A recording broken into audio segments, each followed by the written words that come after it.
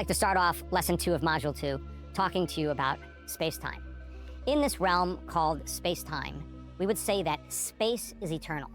And the way that we experience time is moving through space. So if there's an infinite amount of space, and space is eternal in this three-dimensional reality, then you, as a conscious being in a physical material body, you are local in space-time. In other words, you're occupying a particular space at a particular time. Okay? So how do we navigate in three-dimensional reality, and how do we create things in three-dimensional reality? It's simple. You're at one point of consciousness, your awareness is at one place. Say that you're in your house, and you want to have the experience of being in your car. So you can put your attention or your awareness on another point of consciousness. Another way to say it is, you have the thought of being in your car, and you have the experience of actually being in your car. In order for you to create the experience of being in your car, as we said all along, is you have to get up and do something, and as you move your body from one point of consciousness to another point of consciousness, from the thought to the experience, it takes time. So everything in three-dimensional reality takes time. We could say that there's a start, and there's a finish, there's a beginning, and there's an end. And the separation between those 2 points of consciousness creates time. Okay, let's evolve the model a little further. Let's say now that you're in your living room of your house, you're at one point of consciousness, your awareness is in your house, but you have the thought of having dinner with your friends. You put your attention or your awareness, your consciousness, on the restaurant, or you imagine having dinner with your friends, and you actually begin to put your attention on another point in space-time. And in order for you to have the experience of having dinner with your friends, you're going to have to get up and move your body through space, and it's going to take you a certain amount of time to get to the restaurant to have the experience of eating dinner with your friends. And the separation, again, once again, between those 2 points of consciousness creates time. And because there are certain rules of Newtonian classical physics, if you know the distance you're traveling and you know the speed in which you're moving, you could actually predict when you arrive there. So everything in three-dimensional reality becomes predictable or becomes known. Now let's talk about going a little further, where you create a vacation, for example. You have you as one point of consciousness at your office, and you have the thought or the vision of going on vacation. As your brain begins to construct the vision of being on vacation at a particular place, you put your attention on another point of consciousness, the experience of that reality. Now, in order for you to go from one point of consciousness to another point of consciousness, in this particular case, you may have to do a whole lot more things in order to create that vacation. You may have to save money. You may have to work extra hours. You might have to sacrifice shopping and going out to dinner. You may have to take on extra work to make more money. You may have to sell some items at a garage sale. You may have to ask for loans that you lent people to get more money. And you may have to wait for sales to buy certain things. But if you do enough things, you could actually have the experience of your vacation if you're creating matter to matter. And once again, the separation between those 2 points of consciousness is going to take you time and energy to create that vacation. And because we know ourselves, we could actually predict when we can go on that vacation, when we save enough money and we can pay for it. So then everything, once again, in three-dimensional reality can become predictable and it can become known. But what about your abundant life? You're at one point of consciousness, you're having the thought or the vision of having an abundant life. And you're going to put your attention on another point of consciousness, the reality or the experience of your abundant life. And it means then on some level, in order for us to create that abundant life, as you've learned, you got to do some things in order to create it. And it's going to take time and energy for you to create it. But what about creating from the 5th dimension? But let's change gears here right now. If you take a point and you draw a point and drag that point, you create a line. That's called one dimension. If you take that line and you drag that line, you create a square, and that square now has 2 dimensions. If you take that square and you drag that square again, you could actually create 3 dimensions. In three-dimensional reality, everything has height and depth and width. What if you took that cube and you dragged that cube in all directions? All of a sudden, the cube would actually disappear and would enter that 4th dimension. So let's talk about everything that makes up the material world. You as a conscious being in three-dimensional reality, in a material physical body, you're occupying a particular space at particular moments in time. Everybody has a body. And everything in the material world does occupy space and time, not just your body, but all the objects and things and places. But what makes up the material world? We have people, we have objects and things, we have places and different cities that we're familiar with. We can expand our vision and back up a little bit more, and we have continents, and those continents have different countries. We can back up a little bit more, and the Earth is a place, and the moon is a place, and all of the planets and the sun and all of the moons on those planets are places, and we can back up, and there's a galaxy, the Milky Way galaxy, and there are other galaxies that go on in space, and then there's particular times. There's every time that's been recorded in history, past, present, and future. Now, the quantum field is an immaterial field of information and energy that exists beyond everything physical and material in space-time. Let me say that again. This quantum field is immaterial. It's a field of information and energy that exists beyond everything material and everything physical local in space-time, okay? So let's take away everything physical and material in the known universe. Take away your body, take away all the people on the planet, take away all the objects and things, all the planets, galaxy, take away the stars, take away the light from the stars. What are you left with? You're left with nothing physical or material. But just because you can see something doesn't mean it doesn't exist. We're left with a void. Now, if you look up what the void is in theoretical physics, it'll tell you the void is pure consciousness. And in it lie all possibilities and a non-manifest. What does that mean? It hasn't manifested physically yet. It's immaterial. It's non-tangible in its form. In other words, there's nothing physical or material in that void. It is pure consciousness.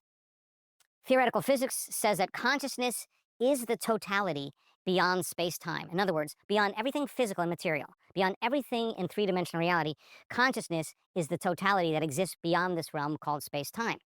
And all of space-time, everything in space-time, is made up of consciousness. It's constructed by consciousness. There is no beginning, there is no end. It's infinite consciousness. That's what exists beyond everything physical and material that we perceive with our senses. So in this realm beyond space-time, consciousness and energy are one. That means that there's no separation. And if there's no separation, there is no time. So then the thought in the quantum and the experience are one. The thought literally is the experience in the quantum. If it took time, there would be separation. So in this realm beyond space-time, pure consciousness is in the presence of unlimited energy. Pure consciousness equals unlimited energy. In other words, how much energy exists in this void as pure consciousness? Enough energy to create universes. It is the creative energy.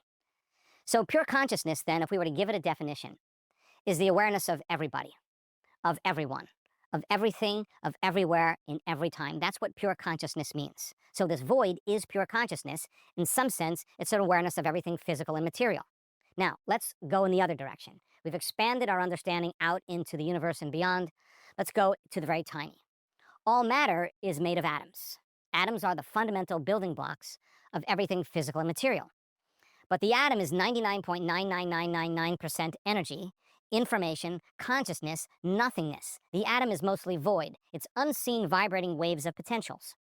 Okay, so here's the classical model of an atom. It's called the Rutherford model. There's the nucleus, and then the electrons float around in these orbits, just like planets rotating around the sun. Then the model changed to this model where it says that there is a nucleus, but there's a wave of potential or cloud where the probability of the electron could exist. If you took the nucleus of an atom and blew it up to the size of Volkswagen, where the electron would exist would be the size of Utah, twice the size of Cuba. So the atom's mostly empty space. Okay, now here's the quandary. The atom is mostly void or pure consciousness. This interstellar medium, the void between the stars and the galaxies, is the same void that fills the atoms of our bodies. We're mostly void. The void is one continuous medium throughout the entire universe. This field permeates the entire universe. Now, your body is made up of 7 billion atoms. You are more information than you are matter. All matter has infinite dimensions, and don't exclude yourself from this phenomenon. So the probability that you're perceiving the truth of reality is zero. Our brain has been shaped and molded over generations untold to narrow our focus solely on the material world. The brain literally filters out energy and frequency because it's not relevant in three-dimensional reality. So what is this nothing? Let's begin to name it as many ways as we can. It's been called oneness. Why is it called oneness? Because there's nothing in the void to be separate from. It's been called by David Bohm undivided wholeness. Wholeness means it's unified. It is the source of everything physical and material. It is this point of singularity where the universe was created from and all other universes, where there is no space and there is no time. It is the all in all. It is all possibilities. It has been called the zero-point field, the unified field, the quantum field. It's been called universal mind, pure consciousness, pure love. It's been called loving intelligence, intelligent love, the fertile void, vacuum energy, the mother-father principle, the creator, the observer, the absolute. So then, if you are a body and you're in the void and there's an object that's in the void, if there's anything physical or anything material, then you would be separate from that object. But since in the void you're not your body and there's nothing physical or material, then you can't be separate from anything. And if you're not separate from anything in the void, you are pure consciousness. Now check this out. In order for you to get from 3D to 5D, you have to pass through a door. In other words, if we're going to create from fifth dimension instead of 3 dimensions, we'd have to get to that immaterial realm that exists beyond our senses. You have to get beyond space-time. We have to go from the 3rd dimension to the 5th dimension. We have to pass through that door, and the door is the 4th dimension. We call that time or the present moment. And why do we call it the unknown? Because the brain is a record of the past. And since it's a record of the past, it stores experiences that we have with certain people and certain objects and things at certain times and places. And since every experience has an emotion associated with it, the moment we feel the emotion of some experience, our body begins to move into the past. So as we remember past experiences and we feel the emotions of it over and over again, it's that thought and that feeling, it's that image and that emotion, it's that stimulus and response that's conditioning the body to become the mind of the emotion, and now the body literally is in the past. We call that the familiar past. By the same means, if you wake up every morning and you think the same thoughts and you make the same choices, you do the same things, you create the same experiences, you feel the same emotions, do that over and over again, now your body's programmed into a predictable future based on what you did in the past. And that predictable future is also called the known. So if the familiar past is the known and the predictable future is the known, there's only one place where the unknown exists, and that's the present moment. That is where we create from. So then in order for us to pass to the 5th dimension, we have to pass through that door called the present moment, and that is the unknown. We would have to then change our attention from the material to the immaterial. We would have to change our awareness from matter to energy, and we would have to take all of our attention off the particle and put it on the wave in quantum physics. So then, since there's more information in the immaterial than the material, then that means that 3-dimensional reality is a small percentage of what we know. The unknown is what we don't know. So then, how do we get there? There's you as a self, that is a body, local in space and time, aware that you are yourself and you're aware of your surroundings as an identity. You're identifying with a body, local in space and time. Another way to say it is you are a body in a particular environment at a particular time that identifies with all the people and objects and things at certain times and places. Okay? That's how we are rooted in 3-dimensional reality. We discovered that in order for you to enter this quantum field, the only way that you can do it is take all your awareness off your physical body. Take all of your attention and all your awareness off all the people that you know in your life that you identify with. Take all your awareness off all the objects and things that are known to you, all of the places you've lived, the places you go, the place you sleep, the place you live, and take all of your attention or awareness off of time. In a sense, then, you'd have to become nothing. You'd have to get beyond your identity, get beyond yourself, and literally the only way you can enter the quantum field is you becoming pure consciousness. In other words, the moment you're not aware of your body, the moment you're not aware of your environment, and the moment you're not aware of time, it would be like then if you had no sight, no hearing, no smell, no taste, no feeling. Since our senses plug us into 3-dimensional reality, the moment you're not aware of anything physical and material, what are you? You are pure consciousness, aware of nothing but you. And so then you have to become nobody, no one, no thing, nowhere, in no time to pass through the eye of the needle to enter that 5th dimension or the quantum field. So now let's think about this.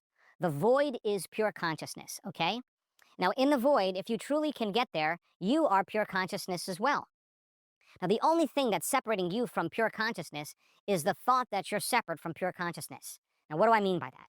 If you've spent your entire life identifying as a body local in space and time, that there's you and there's non-you, or there's you and there's self and there's non-self. If you're truly in the void, then you are pure consciousness, you are not your body. And if you're in that void and it is pure consciousness, we have to practice then becoming more of it and less of us. We have to put more attention on it and less attention on us. We have to lose our sense of self to this nothing. So now, here's your homework. Since our first step is to get to that place called the void or the quantum field, let's have you practice a short meditation. And that meditation is designed for you to become nobody, no one, no thing, nowhere, in no time. Practice dissolving into that nothing like a drop of water into an endless sea. And pay more attention to it, less attention to you. Feel more of it and less of you. Relax into that nothing, stay present with it, and keep going. That's the step that we take to get to that field. In lesson 3, I'll be diving deeper into the concept of time-space.